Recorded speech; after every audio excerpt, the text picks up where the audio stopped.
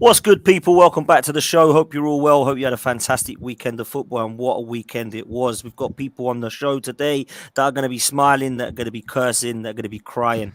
It's going to be a great show. I'm looking forward to some heated debate because, of course, there was some action between Palace and Villa.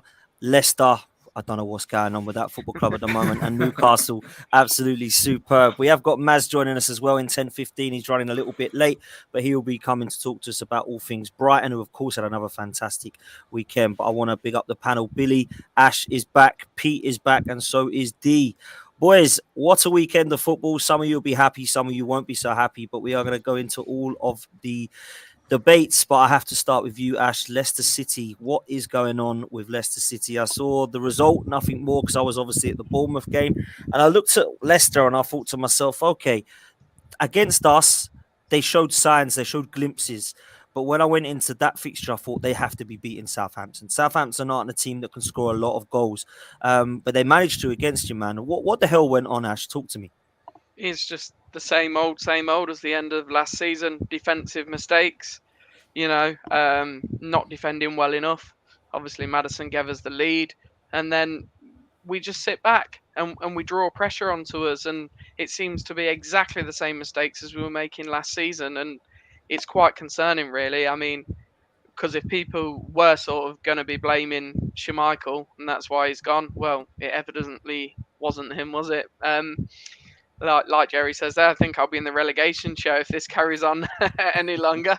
Uh, it's not looking good. Ever since Vichai and Top have had the club, I've always been full of confidence that they knew what they were doing, and everything was running smooth. The rumours are it's financial fair play the reason now that we're not signing anybody, but surely not. Like we've not been throwing the money around that much in the past few years, but hopefully we can stay up. That's all I can hope for because that's sort of where we're looking at the minute. I can't see where we're going to pick points up from playing like that. I can't. I look at Leicester at the moment, and the two of the three games, you're like dog walkers without no arms, mate. Can't keep hold of leads. It's just mad. Exactly that. It's just absolutely mad. I can't believe what I'm seeing. I really like Leicester as a football club, and I like the job that Brendan Rodgers has done. And I think he's been potentially, people have slated him a bit too harshly. I think he's a good manager. I don't think he's an elite manager like some people would have you say, but I think he's a good manager. I think he's done a great job at Leicester, but I don't know what you heard about the rumours here, Ash, but I was on a show with Lee the other night and they were going, Brendan Rodgers is going to walk out. Brendan Rodgers is going to get sacked. There's a lot of talk about him leaving. Like, has he had enough, do you think, Ash? Like, what's going on behind the scenes, do you think, mate? I think he's made it clear that he wanted a summer refresh, and it's just not happened.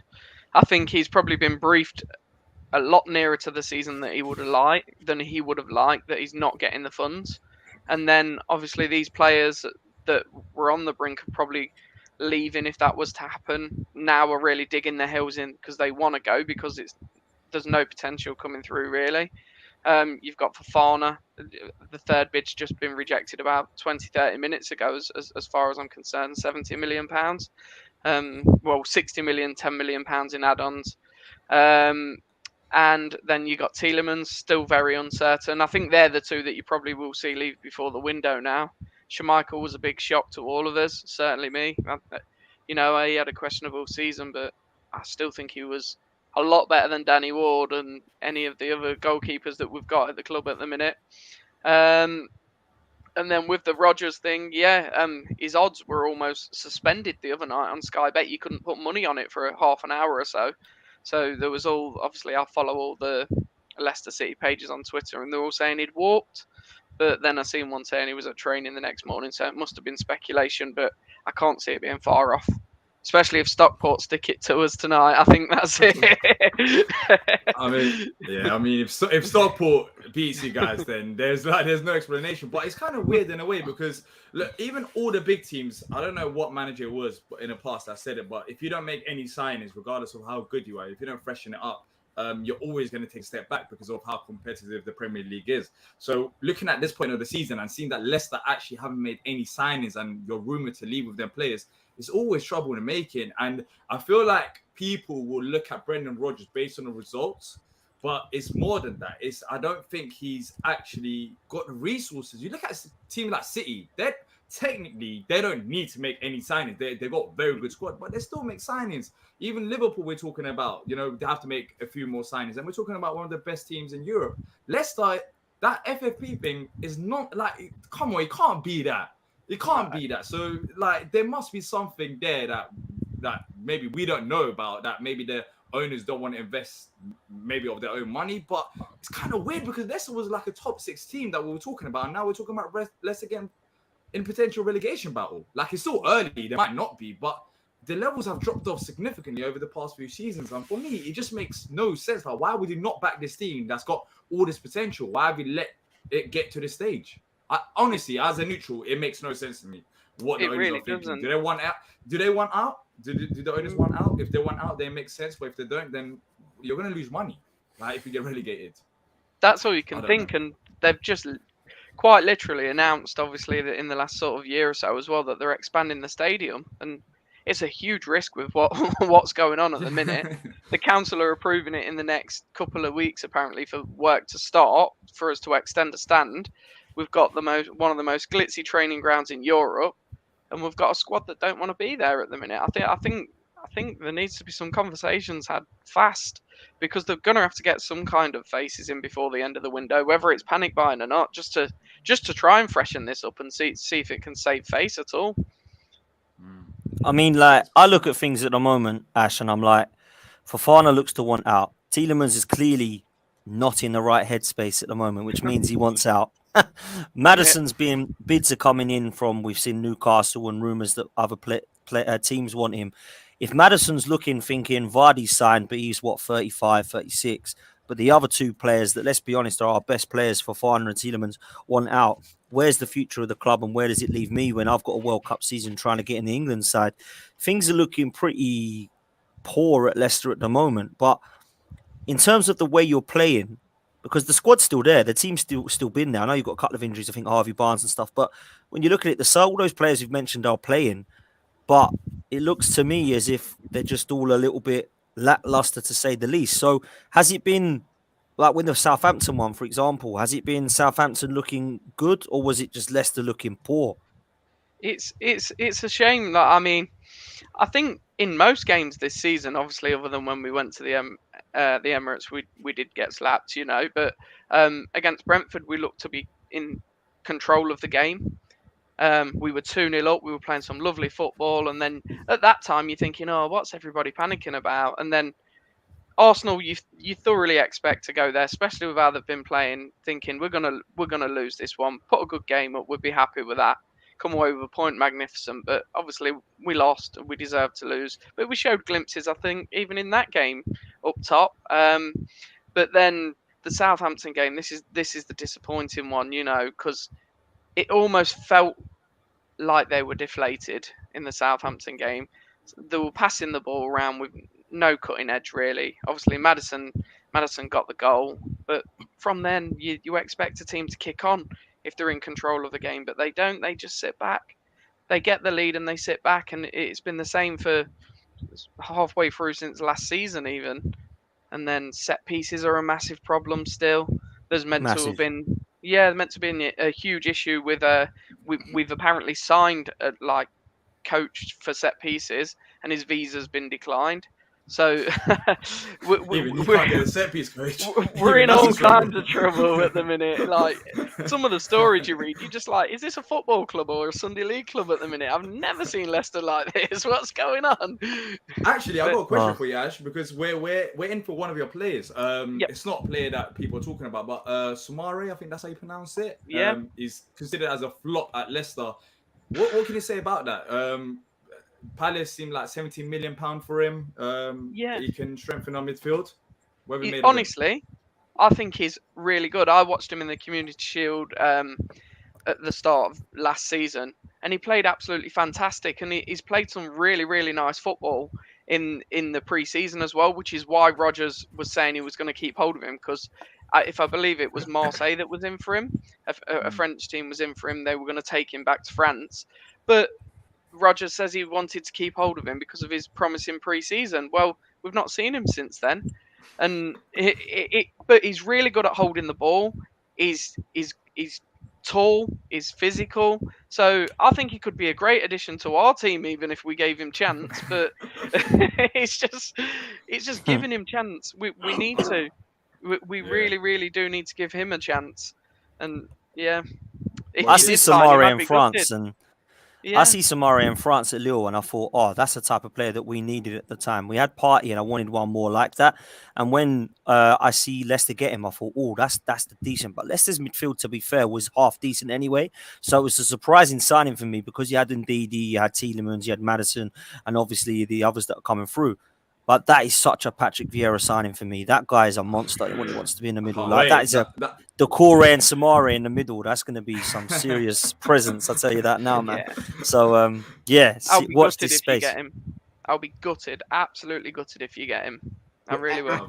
Ash, I'm excited. I can't wait. Just to add to that, long may this FFP thing continue. Whatever's going on. yeah, literally, just to add to what Ash has said, Boubacar Samari is a top class player. And it kind of feeds into, from obviously being in Leicester and having a lot of Leicester fans like Ash as well. It kind of feeds into what the problem is with Leicester City at the moment. Is that Boubacar Samari is a fantastic. We actually had a £40 million bid accepted the January before Leicester signed him. Mike Ashley actually surprisingly put some money there. We accepted it, but he then declined the move. We were in a bad state anyway. Obviously being under Mike Ashley, and he wanted to wait till the summer, and obviously eventually went to Leicester. He's a top player. The problem is that Leicester were buying players like him to be a squad player and to come in when indeed he wasn't fit. The problem is, Boubacar Samari, he needs to play every week. He has to see what you saw, Dan, when you watched him at Lille. To see that type of performance, he has to play week in, week out. And because he's been bit part, he's not been able to showcase his ability.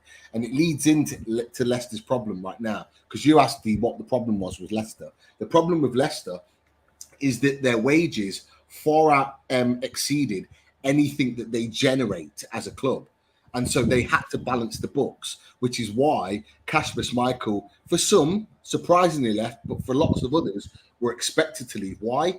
Is because when they won the league, they gave him a contract of 200 grand a week. He's on big money. That's big money for Leicester City. Vardy was on a similar contract, and he's signed an extension, not to necessarily extend his playing time, which he has, but it's to reduce the wages. It's to reduce the wages to help the club. The fact that they've left the club and why they want others to leave the club. Fofana's not on a massive wage, but other people, like, for example, Jose Perez, who went to Leicester for 30 million, barely can get a kick of the ball. He was shocking on Saturday from what I watched. He went to Leicester from Newcastle on a big wage, a wage that it doesn't justify. And that's what Leicester's problem is. And those players, I think you've got Dennis Pratt as well, who they wanted rid of, but can't get rid of him, so he's back in the squad. They've all come on big wages. So all those players that are bumping up the squad on huge wages, they can't generate the money in terms of sponsors and all the rest of it to justify that continued spending. And so, like Everton, you come to a standstill, and Leicester at that standstill now. The difference between Leicester and Everton, and the reason why Leicester won't go down, is because actually your first 11 is very, very good. My worry for you is if you get rid of the likes of Boubacar Samari and one or two other players that would have bumped up the squad, when your players like Harvey Barnes, who is a great player but can't stay fit, Madison gets injuries, Vardy gets injuries, Ndidi gets injuries, Fofana's had injuries. If you lose those players, unlike before, you won't have those players to come in as a backup. And that's Leicester, in my opinions, their biggest problem at the moment. But I was out for the boxing on Saturday, and I had some of my mates that went to the Leicester game. They came back and they were saying Rodgers needs to go. He needs to get out. The fans want him gone. Yeah. I don't know whether you're hearing the same, Ash. Yeah, I am. A lot of the fans are saying that now because, like you say, Pete, if we had a new manager in, would he give some of these players a chance? Your Samares, your Mendes, that every time they play really well, instead of what I call the egos at the club at the minute, like your Tielemans, your Fofanas, your Perez. you like you say, you're on the money. I think there's players waiting to come in. Daka, another striker that I think if he got a run of games, he could be lethal in the Premier League. But we've got to give these guys a chance now. We've got to freshen it up, and we've got the squad there, so do it, And let's get somebody in that's going to get Siyunchu back firing as well, because he was amazing when 2-3 seasons ago. Now Amarte's starting in front of him. What's going on? Confidence is low. Even when you look at the Southampton game, 1-0 lead, the confidence, it's just, you can sense it. Like they're not that they're not bothered, but they know that something's gonna happen. Like they don't have belief in themselves. And I feel like football, sometimes you go to the basics. Like, of course, just quick, like Man United yesterday against Liverpool. They all of a sudden they got this confidence boost. They played with actual determination and they got a result. They ran much more than Liverpool, and they wanted the game. And I feel like Leicester, I don't feel like the players want it enough right now. I feel like it feels toxic. You've got one of your best defenders in the stands. You got Tielemans on the bench. You got probably Maddison thinking, "What am I gonna like?" It's too It's created a bigger problem now. I think it's created a bigger problem because if Fofana leaves, as you said, Maddison would want to leave, and then other players are going to look at, is Leicester it's still the club that it was? Maybe I should leave. Like, the environment is it's looking scary. It's looking so scary to them. And Pete, you say they're not.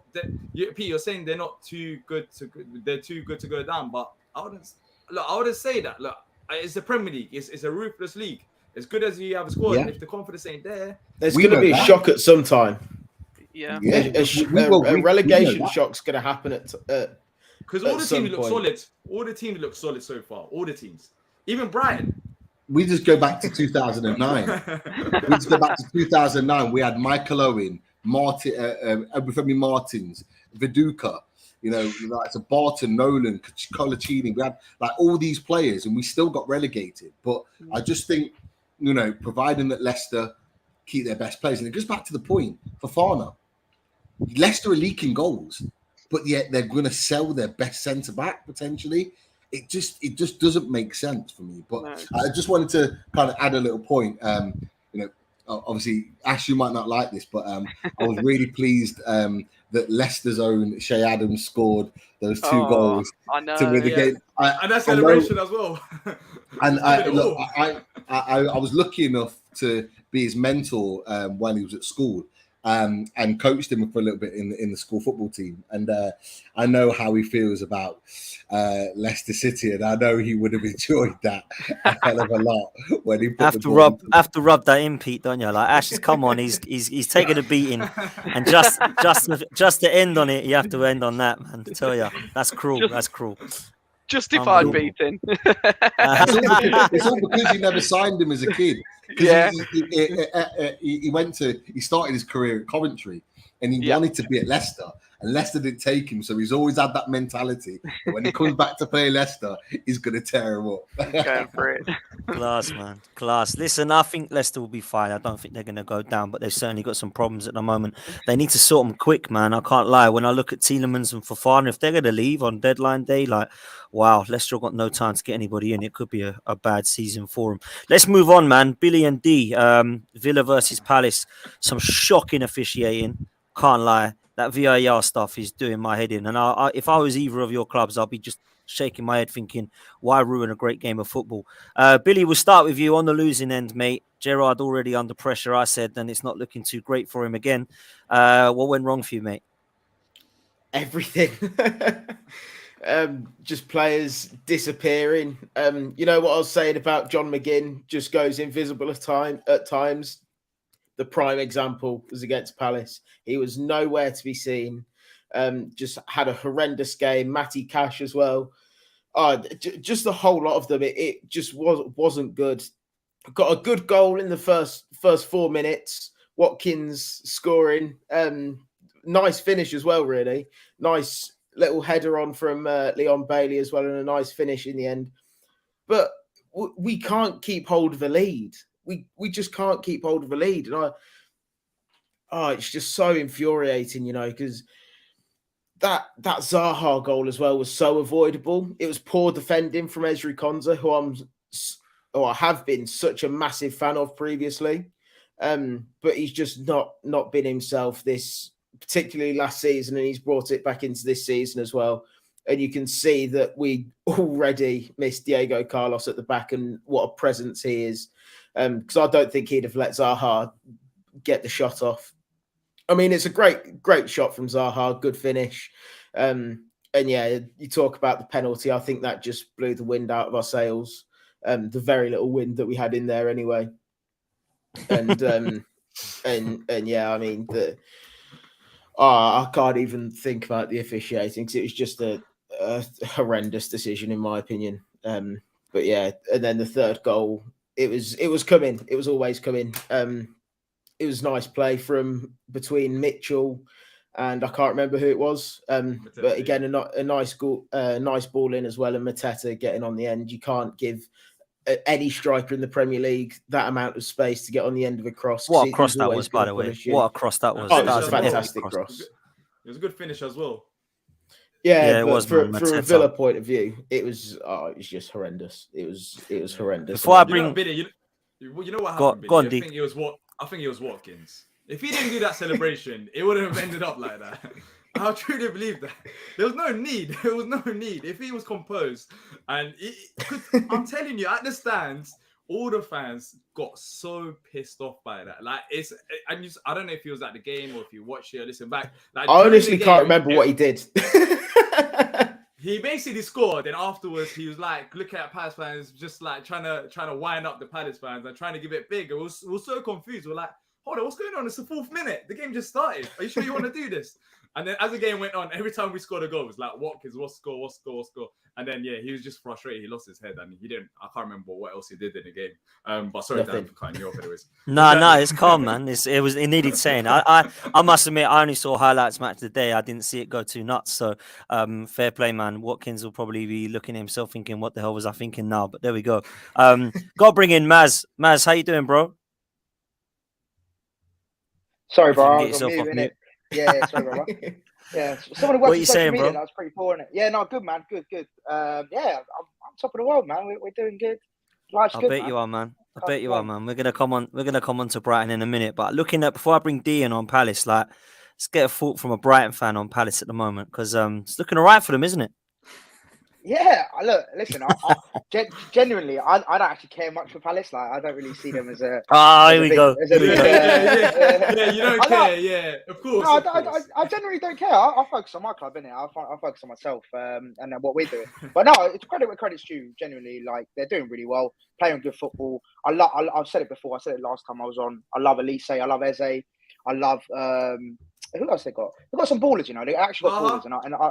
You must know about Zaha. Yeah, Zaha's all right. He's got a few goals against it. Yeah, he's all right. But no, it's credit where credit's due, man. Like, they're playing good football. Patrick Vieira's got them playing ball for the first time in a while, and yeah, they're looking good, man. Yeah, they are, man. I can't lie. Yeah, I like Brighton go on, bro. Like, I don't. Let me. I don't like Brighton, but I like the football that Graham Potter's. Honestly, Maz, I'm gonna be honest. I just want Graham Potter gone. I think that's the most frustrating thing, and I've got hopes because of Southgate and everyone's been talking about him. But I think he's a fantastic manager to a certain degree. I think if you finish the chances that you have, I think you're going to be flying up the table. But I think, you know what? Looking at Brighton versus Palace game, it's going to come up next month. It's actually quality football. It's not like Brighton versus Palace. There's good players on both sides, and there's some good football being played. Last season, when we played against you lot, you scored in the last minute. Mope giving it all to the family stand, and at your ground, you was, and at your ground, you probably deserved the win, and we got lucky. But there's been some quality games between us, and not just in terms of like score lines, in terms of actual football. Like, both teams are up for it, and it's exciting times to support both teams. Like, I'll give you that. Like, we're both doing something well. Yeah, and I said it last time I was on as well. If Potter goes, we're in big trouble. Like, genuinely, I think a lot of the reason why we are doing well is because of Potter. There's no two ways about it. Obviously, we've got some talented players, but what he brings out the team is something else that we don't get from another manager. I don't see it unless we get another Potter regen come in. But yeah, he's by far the whole reason why we are doing so well. I love him, man. I love him. I think he's class. I think he's class, man. But D, listen, bro, you got a little bit unlucky and a little bit lucky with the situations of how the officiating went. A bit like Billy, saw something go for you against you, absolute mad. But aside from that, Palace are looking good, man. What's your thoughts, bro? Yeah, look, when you look at last season, when we faced Villa, I was talking about it last week as well with Billy. Like, you guys, the Villa destroyed us. I mean, it was Steven Gerrard's second game. We struggled. But with Palace, we're seeing improvements. Over the last 3 games, I know Arsenal beat us, but when you look at Liverpool away from home, getting a point, beating Villa at home, this was a game that we went into with both teams looking to get the win. And the fact that we scored 3 goals on another day, maybe we could have scored 1 or 2 more. And we actually brought the game to Villa. It managed to be like, we managed to get the 3 points. That's all that matters. And we're playing some great football with it. And we're growing. I think Decore is a fantastic signing. We saw more of him on the weekend. We haven't still seen Elise play. We've seen Jordan Ayew play on the right. So winning 3-1 with Jordan Ayew as part of the front three is fantastic in itself, because you haven't seen the full potential of this team yet with attackers. And yeah, overall, look, it's game at a time with Palace. Game at a time. We got Oxford tonight. We want to go as far as we can in the League Cup. We don't care if it's a League Cup or whatever. We just want to win a trophy.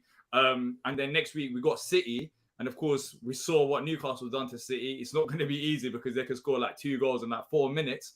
But we take a game at a time. So far, we've had one of the hardest fixture runs. And of course, Villa have struggled at times. And there's been question marks about Steven Gerrard. But they've still got quality players. And I feel like we managed to, whatever's been in front of us so far this season, maybe apart from Arsenal, especially in the first half, we managed to deliver. And look, we're looking forward to all the games. It's game at a time for us. And then we'll see where we go at the end of the season. Yeah, man, 100. And Billy, let's come back to you quickly, man. I want to talk a little bit about the team news. We've got a comment in here from SSM. Why did Ings get benched? I really feel like Danny Ings with Watkins and Buendia behind them would have been so much better. What's your thoughts on the team news, bro?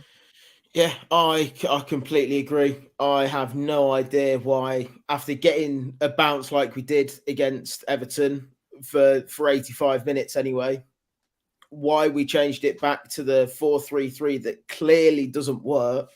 It's evident that we don't have the players to play that formation, to play that system.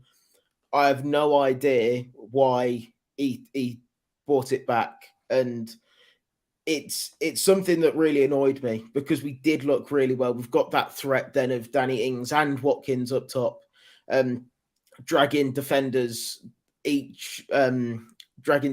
away from each other, creating space. Got Buendia to pick those passes, or even Coutinho to pick those passes as well.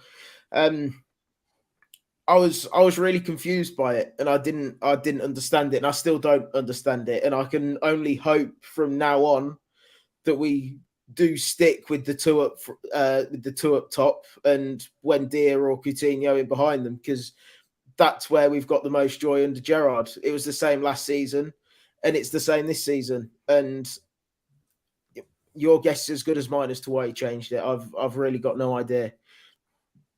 Yeah, man, it's a strange one. Let's come to someone neutral about these decisions. Ash, let's come to you, man. Yep. I don't understand what I was watching, bro. I was watching Match of the Day, and I saw the penalty. I saw the offside that I thought was mad. So what's going on, man? This officiating is shocking.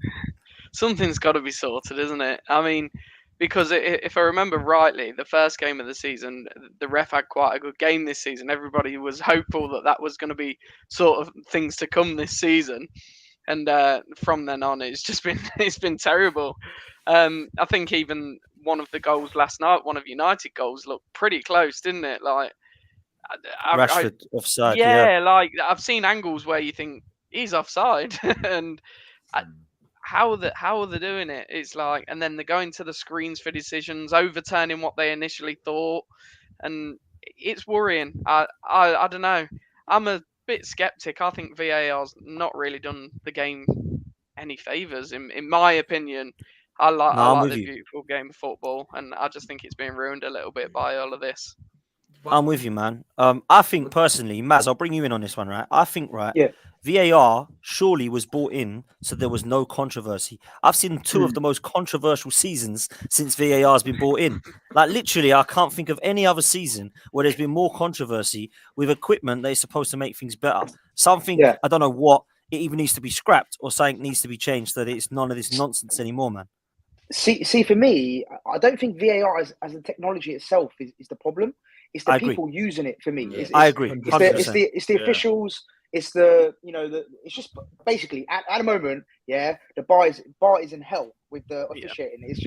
It's awful at the moment. The standard of officiating is a shambles. So I think until that changes, until we see a revamp of behind the scenes, all these referees getting proper training, getting proper education on the rules and the laws of football, I don't think we're going to see much changing. But I think that's what.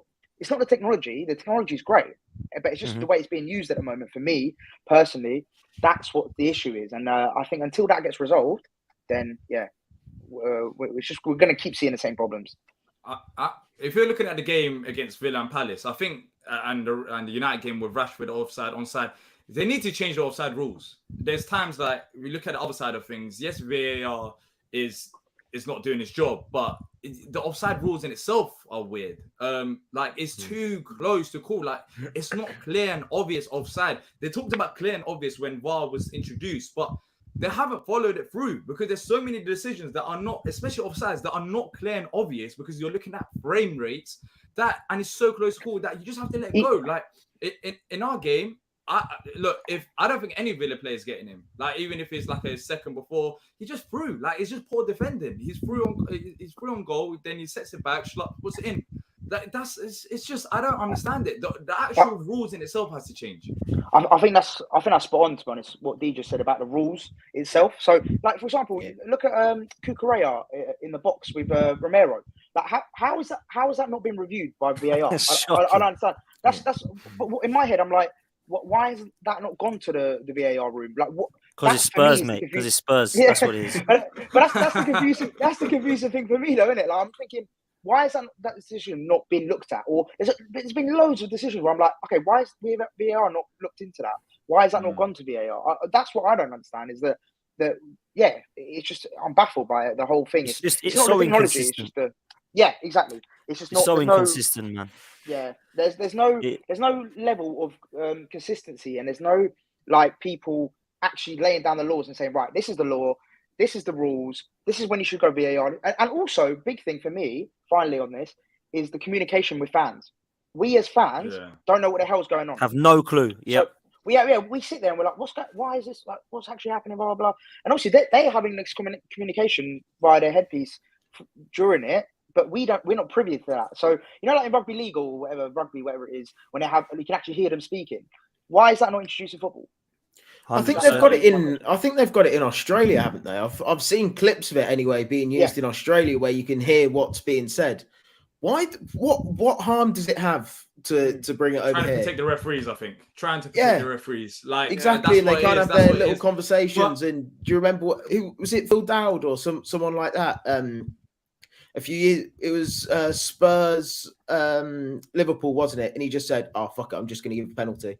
Yeah, it's things like that they can't say when it's being recorded and broadcast to fans. I often wonder how many times things like that happen. Exactly. Yeah, it's a madness. We need to hear it. There's no explanation for them to not introduce it. I know they can do it. There's a technology for it. There's no reason for it. The only thing I'm thinking about is to protect the referees. They like to use that word. What are you to protect? He's just talking. Like we just want to hear what they're talking about. Because they're corrupt. That's what it is. Because the refs are corrupt. Bro. I tell you this now. I've stood by this, man. I knew 100% it was going to be a penalty because when have they gone to the monitor and overturned and said, you know what, I'm right, VAR, you're wrong? They never done. No. What's the point of even going to the monitor? They never really say, you know what, I've looked at it and I stick by my decision. I don't understand it. They're all friends with each other. I get you can be friends, but you're doing a professional job in the best league in the world. If you're going to the monitor, use the monitor rather than actually agreeing with VAR every single time. Have they ever overturned a decision? Have they ever said to VAR, no, you're wrong? I haven't seen it. Maybe they have. But very rarely. Very rarely if at all, man. Very rarely if at all. Listen, we got to move on because Pete's hardly got much time with us, bless him, and I have to talk about how good Newcastle were. This weekend was exceptional as far as Newcastle were concerned. I absolutely loved that game. So, listen, Pete, the mic is yours, man. Big up your team because they deserved it. I thought they were quality. Yeah, you know what? The overriding feeling is just being proud of the team. Not because we didn't get hammered by Man City. I think the aggregate last season was 9-0 to Man City. So not because we didn't just lose to Man City, not because we got a point, but I'm proud of the team and the manager for the way in which we went about our business on Sunday. We've had stick in the past with Rafa Benitez and Steve Bruce for just kind of sitting back and letting City do whatever they wanted with us and toy with us and score goals whenever they felt like it. There's very rarely a team in the Premier League that goes toe to toe with Man City the way that we did on Sunday. And for me, regardless of the result, that tells me that we're going in the right direction. It tells me that we're looking to play a certain type of football. We were brave. We stood up to them. We didn't let them have their own way. Yes, they've got a ton of quality, which showed in the game, but they needed it. They needed that third and fourth gear in order to stay in the game, because we had opportunities that we could have, took the game to them and scored maybe 4 or 5 goals ourselves. But it just goes to show with new owners, with ambition, and I keep talking about it, with a manager that's attacking mentality is about going and putting the emphasis on the opposition. I can't be anything but proud. Disappointed that we didn't get the win, of course. I was going to say, do you know what? Like, Newcastle fans must have left there thinking, God, do you know what? 3-1 up. Maybe we should have taken 3 points there. Look, we knew Man City were always going to be in the game. They always are. It's very rare that they're never in a game, and they're always going to create chances. I can't genuinely. I say the first goal was poor on our part. We left Gundogan too much time in the middle of the box to be able to take a touch and finish. But the other 2 goals, you just got to hold your hands up and say it's just class, because they were both quality goals, to be fair. But other than that, we had chances ourselves, and we look. We should be disappointed, and the players were, the manager was, but the overriding feeling from most Newcastle fans is just proud that we're in a position where we can fight with these teams on a game-to-game basis. No game is a free hit, and that was the talk in the Newcastle fans in the build-up to the game. Is that we've always had Liverpool, Man City, a Chelsea, free hits. Like, if we don't win, fair enough. If we get a point, great. Like, Eddie Howe's not got that mentality. His mentality is that every game we go to get points. We go to take the game to teams, and that's what I'm loving to see at the moment. Yeah, fair play, man. Listen, I know you've got to shoot, but I've got to ask you this before you do go. VAR, maybe, although we've slated it, probably worked okay-ish for you in terms of Trippier. What was your thoughts of that, bro? No, VAR is another. I've got my own opinion on VAR from a personal point of view. VAR, people will talk about the Trippier one. It wasn't a sending off. Yes, he's gone to take the man. If you look at the freeze frame, it looks like he's gone in knee high, but actually, if you watch it back, the actual connection is with his shin. So it actually wasn't, and I think that's why it wasn't given a red card. I agree.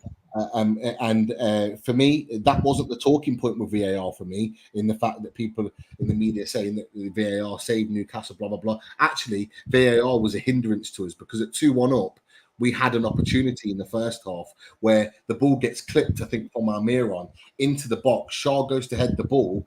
John Stones goes in with his arm raised high, connects with Shaw's head, but equally, his knee goes into Shaw's ribs. So Shaw hits the ground. If Shaw hits the ground holding his head, I believe it goes to VAR, we get a penalty. But because he's holding his ribs, it doesn't get looked at properly.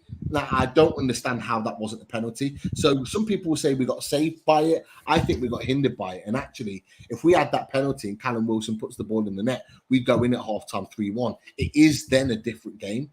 It's a different game. I'm not saying that Trippier would have then gone on the second half and scored his wonder free kick, which we've come to expect from him now at Newcastle United. But if that was the case, then you're looking at 4-1. You're looking at probably a game done. So, it's those kind of swings and roundabouts. But just before I go, my quick opinion on VAR, I've had the mentality for a while in that football in general are looking at ways in which they can control the game. They have done for a long period of time with referees in being able to control the game. The likes of Mike Dean, they like to make it about them, and they'll give really stupid decisions, but it creates a little bit of drama and entertainment. This is the perfect way for football to control the entertainment side of football. So what they'll do, what you'll find is, and it doesn't matter whether it's Brighton, or it doesn't matter whether it's Crystal Palace, Leicester Villa, Arsenal, Newcastle. It doesn't matter who the team is.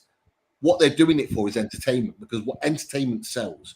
And what you'll find in games is mad decisions on VAR that they'll either give a goal, disallow a goal that should have been a goal, or they'll give a blatant goal and they'll rule it off. And what it does, it creates a talking point for the likes of Sky and BT and creates that little bit of drama.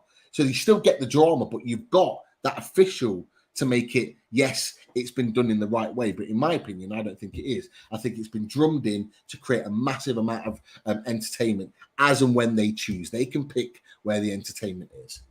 I think that's an excellent point, personally. Yeah, I've got to agree with you, Pete. You put it like that, fair play. Yeah. Pete, I know you've got to shoot, man, but before you do, just answer this very quickly. Mark's asked, St. James's Park will be a nightmare for the big guns this season. Can you keep up with the big guns this season, Pete? I know last year you were really humble about where Newcastle are, but I don't see any reason why you can't be in and around the European places at least for a fight this season. Look, as long as those big guns keep fumbling, like the likes of Liverpool, are, you know, Please. Arsenal, the likes of Liverpool, Man United are fumbling. So that's two of the big six that are not hitting the heights at the moment. You know, not a big gun top six, but West Ham aren't having the best of seasons. You know, they're teams that I would have put them ahead of Newcastle United and a number of other clubs on the panel. You know, they're not having the greatest start. So can we disrupt that?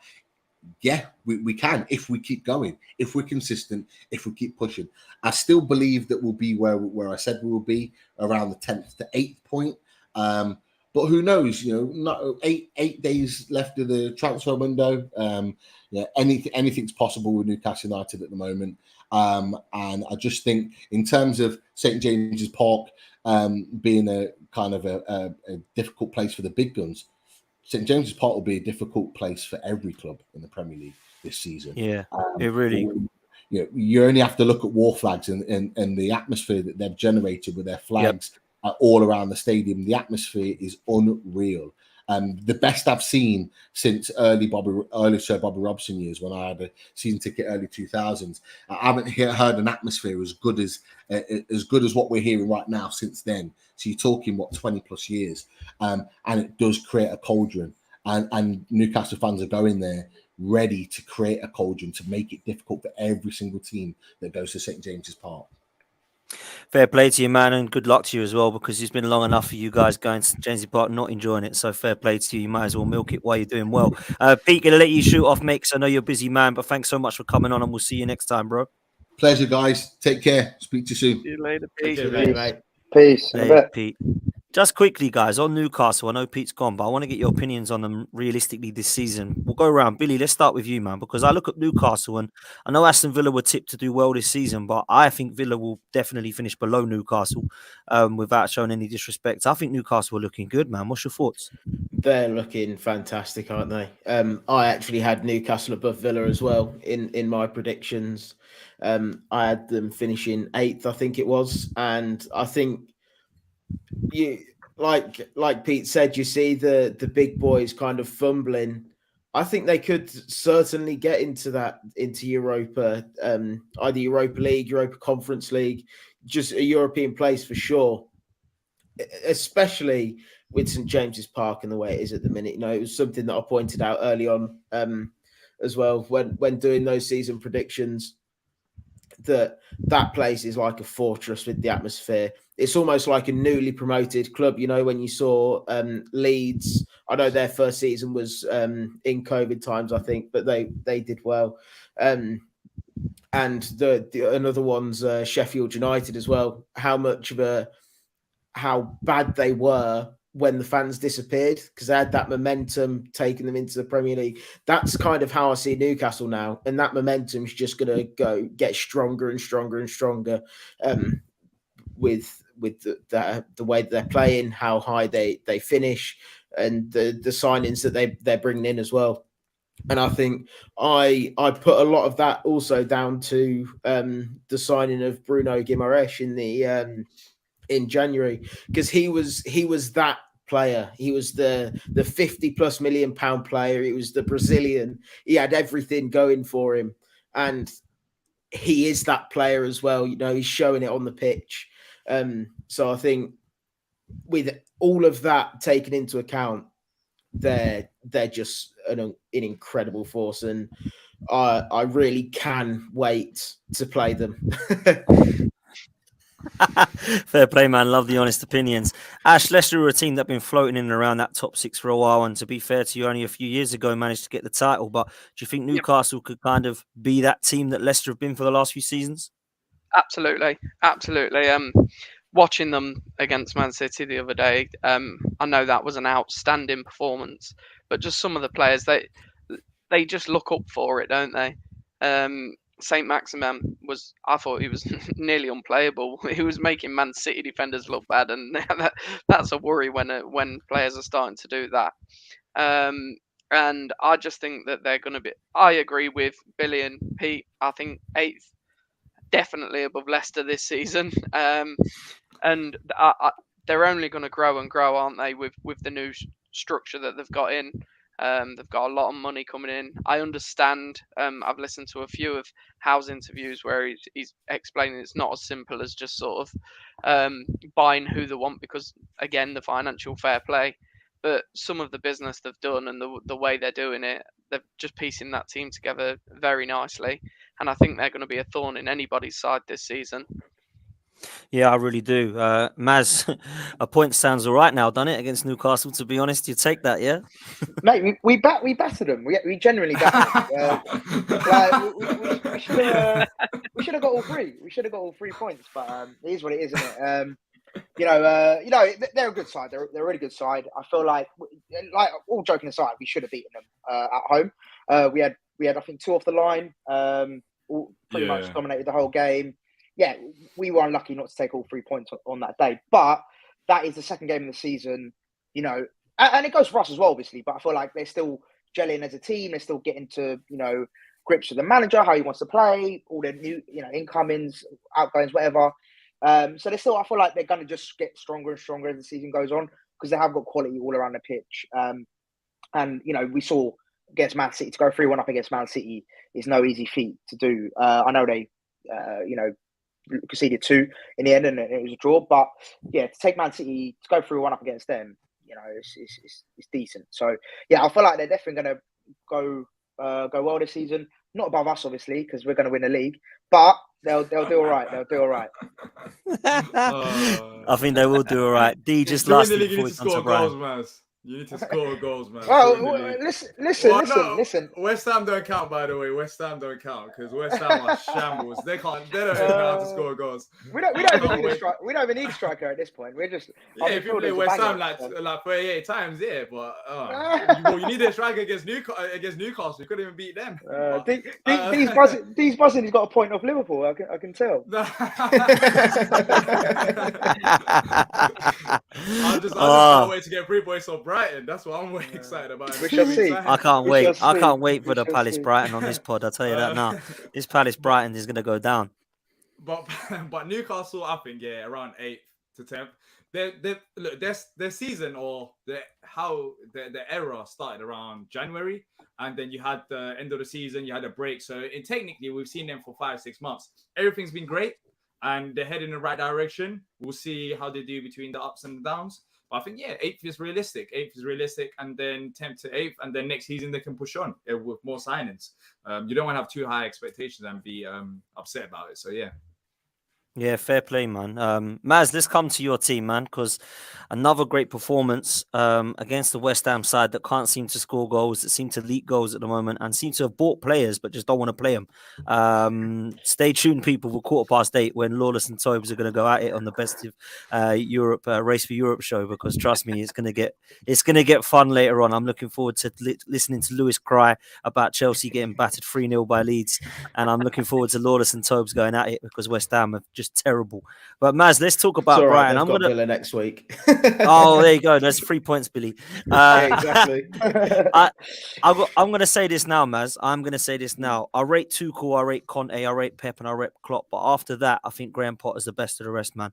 I absolutely love this manager. I think everything about him is ridiculously good, man. And like Dee was saying, he wants him gone. I don't care, because I quite like Brighton. And to be fair to Graham Potter, I think what he's doing there to lose Kukurea, to lose Bissouma, to lose Ben White, and there's other players that everybody is looking at. Everyone's scouting Brighton now because of the players coming out of it. And, you know, people were saying, I heard somebody's talk about on TalkSport the other day saying you've got a new left back now that looks wicked anyway that's replaced Kukurea. Yeah.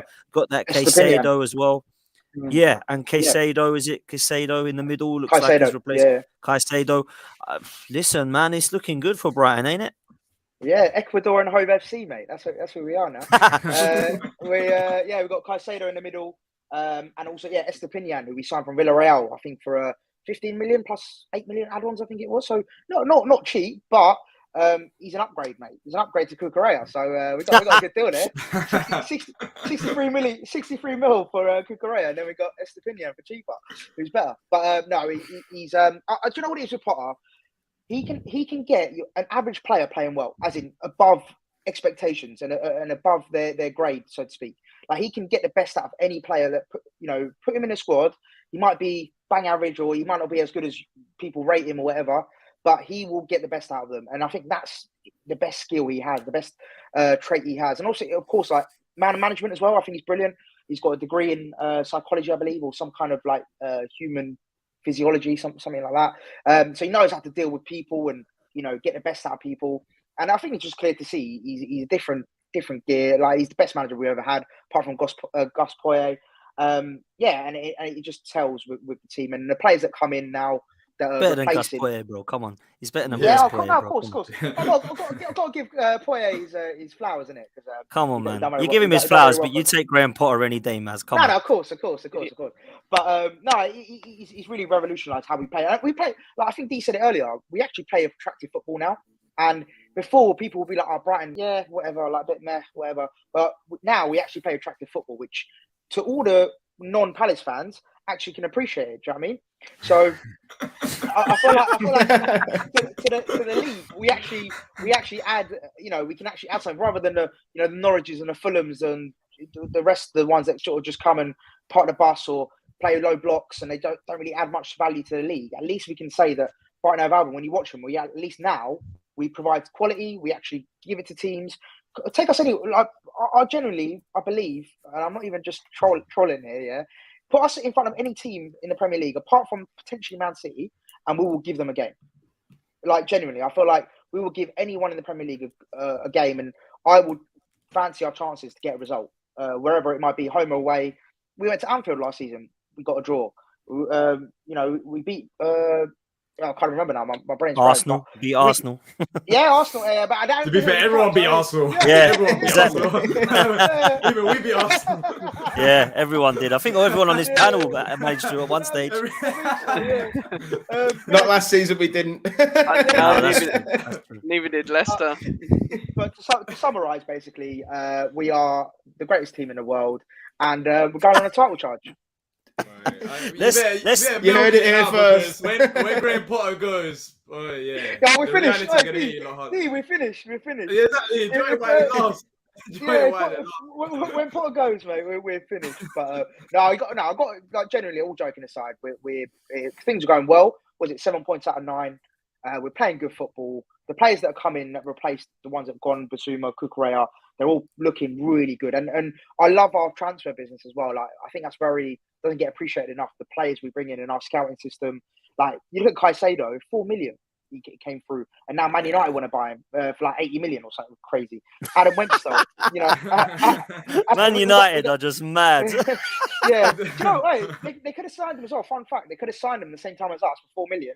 But they rejected it because they didn't want to pay some added fees or something. So I think it would have gone to like 6 million. So yeah, they're regretting that one now. But like Adam Webster, like getting touted for England. Dunk for me, one of the best English centre halves in the league. Like you just look around the team. I don't know what you're laughing at, but Lewis Dunk. Like, come on, bro. Don't let your bias blind you, bro. Come on. No, Maz. You guys as Brighton fans think Lewis Dunk. What do you think about Lewis Dunk? I know you rate him and that, but it ain't 2014 or 15 when you're talking about him. There's a reason why he's not in the England squad. He's not better than Mark Gahey. One question, and we'll leave it at this. One question. Who is a better English centre half than Lewis Dunk right now? Mark Gahey. What? Okay, apart from Palace, Exactly, yeah. you're always, I feel like D, you're very biased towards Palace. So just okay, let's take Palace aside. Outside of Palace, who is the best English centre half right now? Ben White. Best English centre half. Yeah, probably, yeah. He's playing right back at the moment. So Yeah, that's what I was come on. Yeah, he is actually. Yeah, I'll give you that. He is actually Okay, playing. so why is it not in England squad? Why is it not in England squad? Because Southgate's an idiot. What can I do? I saw about being an idiot, man. I can't argue with Baz here. I'm on Baz's side. John Stones is with better than regards to Benjamin said as well. Southgate. John Stones is probably, John Stones is better than him as well. Yeah. John Stones. Okay, John Stones. I'll give you that. Cool. Three All right. players. Apart from that, who else? Who else is there? There's no one So else. So, Margate, John Stone, and so- Ben White. So that's why he's not No, in the England squad because he ain't gonna be starting. you're okay. Anyway, we can argue this to the cows come home. But yeah, we've got very good players. We're all looking good around the pitch, and I'm happy. Let's see how things go, and we'll see where at the end of the season. Okay, I've got a good question to finish this one off now. Who's going to, if out of all the teams, and take Arsenal out of it, out of all the teams on this panel, who's finishing the highest? Villa, Leicester, Palace, or Brighton? Billy, start with you, man. Brighton, 100%. Brighton. Ash? Brighton, yeah. I'm going to go Brighton. Oh, D. They can't score goals and get sucked in. Don't worry about what's happened in the first 3 games. Man United was a shambles till like literally Ash and until they faced Liverpool. And Ash and Billy West got Ham, elite ball knowledge. That's what it is. I see it with West Ham as well. The 2 teams they faced, Man United was a shambles first game. West Ham not that great. And, Palace, man, Palace.